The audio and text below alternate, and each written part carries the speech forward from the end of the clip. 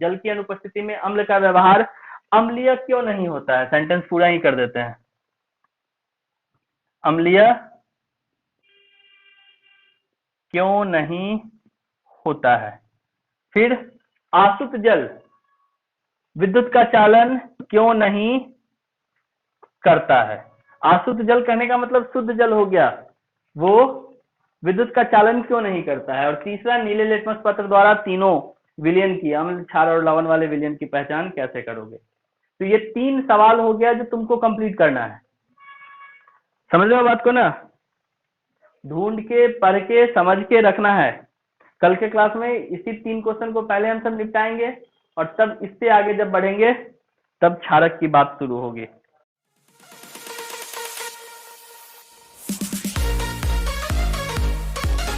तो आज हम सब पिछले 3 क्वेश्चंस पर चर्चा करेंगे। पहला क्वेश्चन क्या था कि जल की अनुपस्थिति में अम्ल का व्यवहार अम्लीय क्यों नहीं होता है।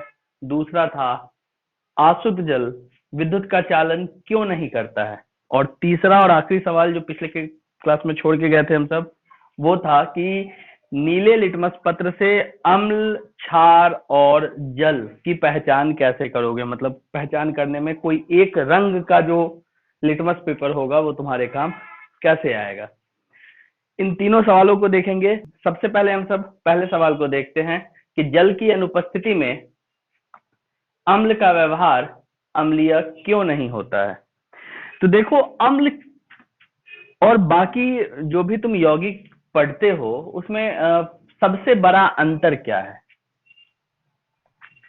कि हम एक NaCl लेते हैं, आने वाले समय में जानोगे ये लवण है, नमक है, और एक HCl लेते हैं, ये तुम्हारा लवण है। देखो चैप्टर में भी आगे हम सबको पढ़ना है लवण, और ये जो है ये तुम्हारा अम्ल है। दोनों को पानी में डालोगे ना, दोनों को पानी में डालोगे तो ये भी पानी में जाके टूट जाएगा। एक तरफ बनाएगा Na, एक तरफ बनाएगा Cl, मतलब 2 टुकड़े में टूटा तो आयन बनाता है। जब भी कोई यौगिक जल में जाके टूटता है ना तो वो आयन का निर्माण करता है। उसी तरह ये भी जल में जाएगा तो ये भी टूटेगा और ये भी टूटेगा तो आयन बनाएगा। एक H बनाएगा, एक Cl, यानी H प्लस आयन और Cl माइनस आयन बनाएगा। तो आयन ये भी बनाया, आयन ये भी बनाया। पर आयन बनाने के साथ अम्लीय व्यवहार दिखाने के लिए इस आयन का जल में उपस्थित होना जरूरी है। अगर ये आयन जल में उपस्थित होगा तब हम कहेंगे कि हाँ, जिस चीज को हम उस जल में मिलाए हैं, जो विलयन हम तैयार कर रहे हैं, वो अम्लीय विलयन है। बात समझ में आ रही है। अम्लीय विलयन में किसकी उपस्थिति होती है? H प्लस आयन की। और ये H प्लस आयन कब मिलेगा? हम अम्ल ले ले, अम्ल को शुष्क अवस्था में या गैसीय अवस्था में ले ले। मान लो एसिड को हम गर्म करना शुरू किए, एसिड भाप बन के उड़ना शुरू कर दिया, वाष्पित हो सकता है ना। अब जब वो वाष्पित होगा ना तो ये पूरा का पूरा वाष्पित होगा, ये टूटेगा नहीं। इसके टूटने के लिए इसको कहाँ डालना होगा? जल में। बिल्कुल, इसको टूटने के लिए इसको कहाँ डालना होगा? जल में। तो अब सोचो, जल में जाएगा तब ये H प्लस आयन देगा, और H प्लस आयन देगा तब अम्ल वाला गुण नजर आएगा। अगर H प्लस आयन देगा ही नहीं तो अम्ल वाला गुण नजर आएगा क्या? जवाब है नहीं। अम्ल वाला गुण H प्लस आयन के कारण नजर आता है। H प्लस आयन तब नजर आता है जब ये अम्ल जल में घुल जाता है। अब हम तुमको कह रहे हैं कि जल की अनुपस्थिति में, तो जैसे ही हम बात कर दिए जल के अनुपस्थिति की, तो ना तो ये जल, अब जल है ही नहीं तो ये तो जल में जाएगा नहीं। ये जल में नहीं जाएगा तो ये विघटित नहीं होगा। विघटित मतलब टूटना। ये विघटित नहीं होगा यानी ये H प्लस आयन नहीं देगा, और जब ये H प्लस आयन नहीं देगा तो ये अम्लीय गुण प्रदर्शित नहीं करेगा। तो कहा जाता है, जवाब अगर सीधे सीधे बोलना चाहो तो, कि जल की अनुपस्थिति में अम्ल विघटित नहीं होते हैं, जिससे H प्लस आयन का निर्माण नहीं होता है। इसलिए जल की अनुपस्थिति में अम्ल अम्लीय गुण प्रदर्शित नहीं करते हैं। जवाब समझ में आया? सवाल वही है कि जल की अनुपस्थिति में अम्ल का व्यवहार अम्लीय क्यों नहीं होता है। तो रीजन समझ में आ गया। जल की अनुपस्थिति में अम्ल विघटित नहीं हो पाते हैं, जिससे वो H प्लस आयन नहीं उत्पन्न करते हैं या नहीं देते हैं, जिससे वो अम्लीय गुण प्रदर्शित नहीं करते हैं। समझ में आया?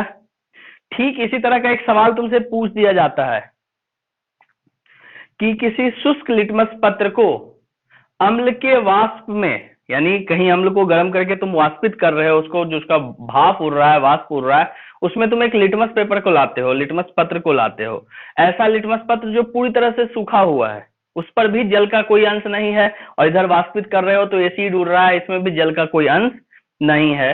तो कहा जाता है शुष्क नीले लिटमस पत्र को अम्ल के वाष्प में लाने पर लिटमस पत्र का रंग क्यों नहीं बदलता है। सवाल समझ में आया कि किसी बीकर में अम्ल था, उसमें हम सब क्या किए, उसको गर्म करना शुरू किए, उसको गर्म करना शुरू किए, ये वाष्पित होना शुरू हुआ। इसमें एक लिटमस पेपर लेके हम आ गए, एक लिटमस पेपर ला दिए जो है ऑलरेडी नीले रंग का, जो अम्ल में जाके लाल होता है, ये सबको पता है, ये नीले रंग का है, पर ये जो है ये शुष्क है, इस पर भी जल का कोई अंश नहीं है, लिटमस पत्र पर भी जल का कोई अंश नहीं है, और यहां से वाष्पित हो रहा है तो इसमें भी जल के अंश होने की संभावना नहीं है। इस सूरत में कहा जाता है कि इस लिटमस पत्र का रंग क्यों नहीं बदलता है। शुष्क नीले लिटमस पत्र को जब अम्ल के वाष्प में लाया जाता है तो उसका रंग क्यों नहीं बदलता है। जवाब क्या होगा, अभी जो बोले बस उसी से मिलता जुलता जवाब होगा। शुष्क लिटमस पत्र को जब अम्ल के वाष्प में लाया जाता है तो जल की अनुपस्थिति के कारण अम्ल के वाष्प विघटित नहीं होते, या अम्ल विघटित नहीं होते हैं, जिससे H+ आयन का निर्माण नहीं होता, इसलिए नीले लिटमस पत्र का रंग नहीं बदलता है। H+ आयन के लिए तो पानी चाहिए, थोड़ा ज्यादा कम हल्का जैसा हो पानी चाहिए, पर ये भी सूखा हुआ और ये भाई साहब भी वाष्प हैं, तो दोनों ही सूरत में कहीं इसको अम्ल को जल मिला ही नहीं, और जब अम्ल को जल नहीं मिला तो ये विघटित नहीं हुआ, ये टूटा नहीं, और जब ये टूटा नहीं तो ये विद्युत का चालन करेगा ही नहीं। कोई तकलीफ, आगे बढ़े। कुल मिला के एक ही लाइन याद रखना है, H+ आयन का निर्माण, और H+ आयन का निर्माण कैसे होगा, तो जब अम्ल को हम जल में डालेंगे, जल नहीं है तो H+ आयन का निर्माण नहीं होगा, H+ आयन का निर्माण नहीं होगा तो वो जो अम्ल है वो चाह के भी अम्लीय गुण दिखा नहीं पाएगा। पहला सवाल हो गया, जल की अनुपस्थिति में अम्ल का व्यवहार अम्लीय क्यों नहीं होता है।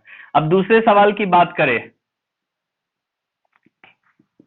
आसुत जल, डिस्टिल्ड वाटर कहते हैं इसको, तुम उसको शुद्ध पानी समझ सकते हो, एकदम शुद्ध जल जिसको तुम कहते हो, ये विद्युत का चालन क्यों नहीं करता है। तो देखो, जल में विद्युत का चालन होने के लिए उसमें आयन का होना बहुत जरूरी है। जल में अगर आयन नहीं होगा ना तो वो विद्युत का चालन नहीं करेगा। तुम अम्ल डाल दोगे, अम्ल जल में जाके टूटेगा, आयन का निर्माण कर देगा, H+ आयन Cl- आयन। जल में तुम लवण डाल दोगे, नमक डाल दोगे, तब भी वो जल में जाएगा और टूट जाएगा, Na+ और Cl- आयन। तो लवण भी आयन का निर्माण कर दे रहा है। तुम जल में NaOH सोडियम हाइड्रोक्साइड डाल दो, जो एक क्षारक है,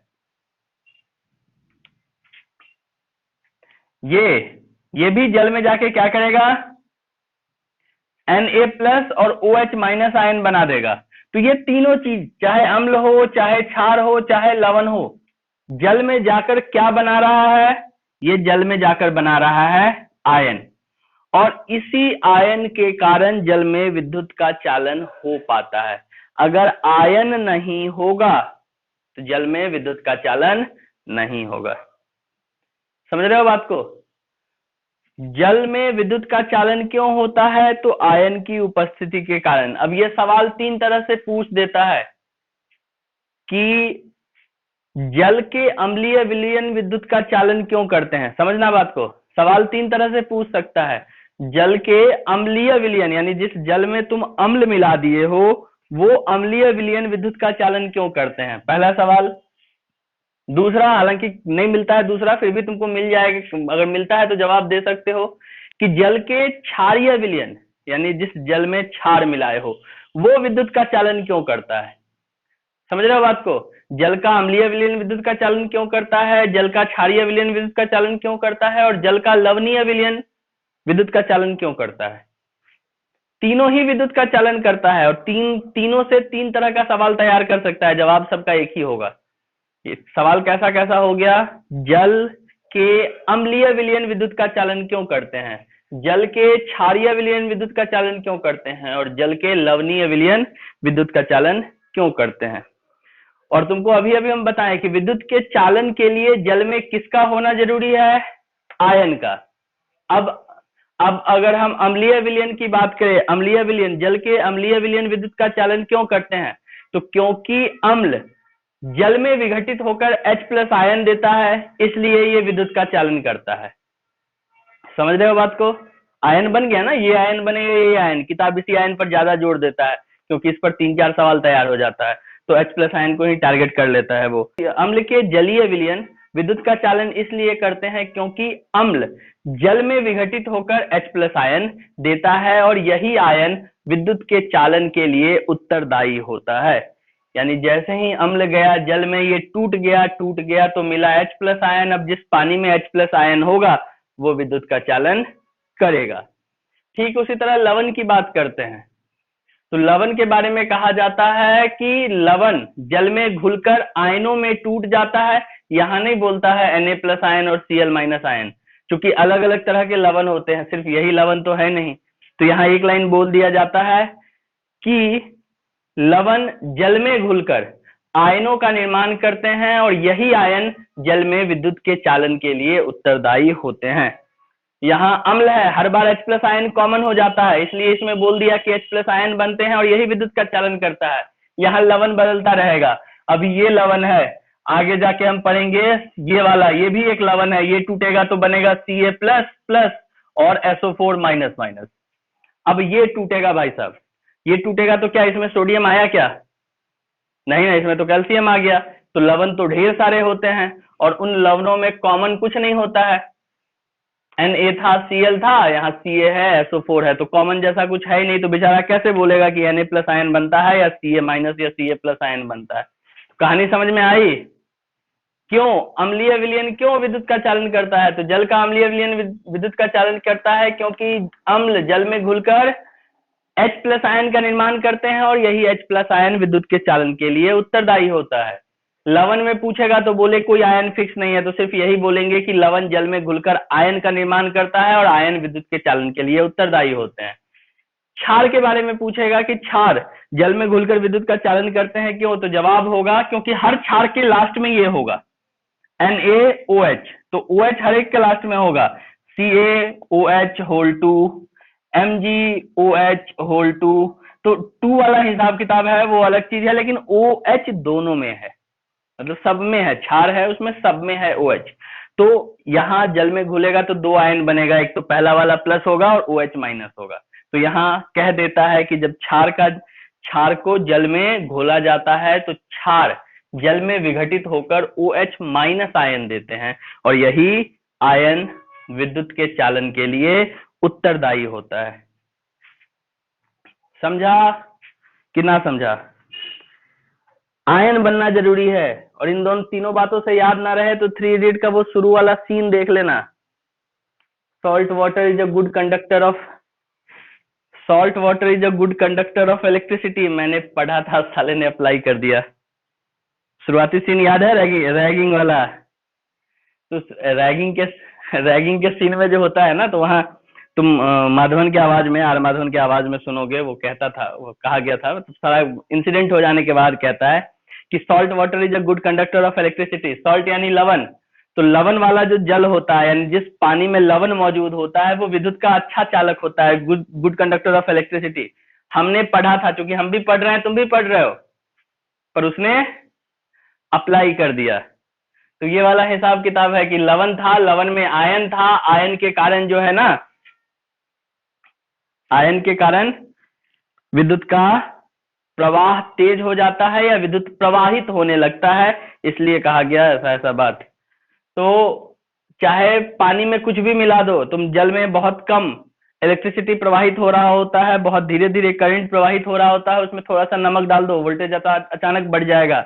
या फिर गांव में चले जाओ, अभी भी जहां प्रॉपर वे में बिजली नहीं पहुंची है, वहां अर्थिंग एक बहुत बड़ी समस्या है लोगों के लिए।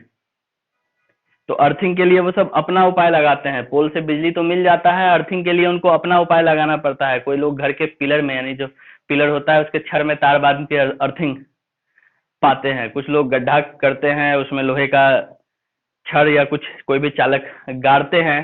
तो जब वो गाड़ रहे होते हैं तो उसके जड़ में पानी डालते हैं, उसके जड़ में नमक डालते हैं, वो जो छड़ जिस जगह गाड़ा जाता है उसके जड़ में, और तब वहां से तार लपेट के अर्थिंग लेने का काम करते हैं। तो ये जो अर्थिंग का हिसाब किताब है वोल्टेज बढ़ाने के लिए, वहां पे तुमको पता चलेगा कि सिर्फ पानी नहीं डाला जा रहा है जड़ में, पानी और नमक दोनों डाला जा रहा है। तो इस तरह से तुम्हारा 2 कंप्लीट हुआ। तो सवाल वही कि आसुत जल विद्युत का चालन नहीं करता है, क्यों? इतना सारा जवाब के बाद तुमको समझ में आ गया होगा कि जल में विद्युत का चालन तभी होता है जब उसमें कोई आयन होता है, चाहे अम्ल के कारण H+ आयन हो, चाहे क्षार के कारण OH- आयन हो, या लवण के कारण कोई 2 आयन हो, प्लस वाला और माइनस वाला। ये आयन जल में होगा तभी जल विद्युत का चालन करेगा। अब जब ये आयन ही नहीं होगा तो क्या जल में विद्युत का चालन होगा? जवाब है नहीं। आयन नहीं होगा जल में तो जल विद्युत का चालन नहीं करेगा। और आसुत जल वही जल है, शुद्ध जल है, जिसमें कोई आयन नहीं होता है। जब इसमें कोई आयन ही नहीं होता है तो ये भाई साहब कैसे कर सकते हैं विद्युत का चालन? आई बात समझ में? तो जवाब वही होगा, आसुत जल में कोई आयन नहीं होता है, इसलिए आसुत जल विद्युत का चालन नहीं कर पाते हैं। देखो 3 जार है या 3 परख नली है, बोल लो टेस्ट ट्यूब, तीनों में लिक्विड है। देखकर तुम पता नहीं कर सकते हो किसमें अम्ल है, किसमें क्षार है, किसमें जल है। ठीक है, लवण नहीं बोल रहे हैं हम, जल बोल रहे हैं। और तुम्हारे पास है नीला लिटमस पत्र। अब तुमको इस पत्र की मदद से पता लगाना है कि इसमें से कौन अम्ल है, कौन क्षार है और कौन जल है। कैसे पता लगाओगे? अम्ल, क्षार और जल, बताओ कैसे पता लगाओगे? कोई उपाय? हम इस नीले लिटमस पत्र को बारी बारी से तीनों में डुबाएंगे। नीला है, बारी बारी से तीनों में डुबाएंगे। मान लो इसमें डुबाए रंग नहीं बदला, कोई बात नहीं, इसमें डुबाए फिर भी रंग नहीं बदला, कोई बात नहीं, इसमें डुबाएंगे रंग बदलेगा। किसी एक में तो उसका रंग बदलेगा। नीले को क्षार में, पहला वाला मान लो क्षार है, हम डाले रंग नहीं बदला, चलो भैया कुछ नहीं, कुछ होगा पता नहीं क्या है। फिर इसमें डुबाई, ये जल था, इसमें भी रंग नहीं बदला, हम और कंफ्यूज हो गए कि क्या है पता नहीं, चलो फिर भी छोड़ दिए। तीसरे में डुबाए, इतना तो मालूम है तीनों में से कोई ना कोई अम्ल है, तो किसी एक में डालते ही इसका रंग बदल के हो जाएगा लाल। तो जिसमें इसका रंग लाल हो जाएगा वो बन जाएगा या वो कहलाएगा अम्ल। तो हमको इस तरह से अम्ल मिल गया। अब मेरे पास कौन सा लिटमस पत्र है, नीला या लाल? अब मेरे पास लाल लिटमस पत्र है। अब उस लाल वाले लिटमस पत्र को, चूंकि इसमें डुबाने पर वो लाल हो गया था, अब उस लाल वाले लिटमस पत्र को वापस हम दोनों परख नली में बारी बारी से डालेंगे। एक में जल होगा उसका रंग नहीं बदलेगा, एक में क्षार होगा उसका रंग बदलेगा। एक में जल होगा उसका रंग नहीं बदलेगा, एक में क्षार होगा उसका रंग बदलेगा। क्षार में उसका रंग बदल के वापस से हो जाएगा नीला, तो जिसमें उसका रंग बदल के नीला हो गया वो हो गया क्षार। तो इस तरह से 2 की पहचान हो गई, जो तीसरा बच गया वो हो गया जल। तो इस तरह किसी एक रंग के लिटमस पेपर से भी तुम अम्ल, क्षार और लवण की पहचान या अम्ल, क्षार और जल की पहचान कर सकते हो। समझ गए बात को? अम्ल तीनों में बारी बारी से डाले, जिसमें उसका रंग लाल हो गया वो अम्ल। फिर उस लाल वाले को बारी बारी से जिसमें डाले उसका रंग हो गया नीला, वो हो गया क्षार। तो तीसरा बच गया वो हो गया तुम्हारा जल। तो अम्ल, क्षार और जल तीनों की पहचान हो गई।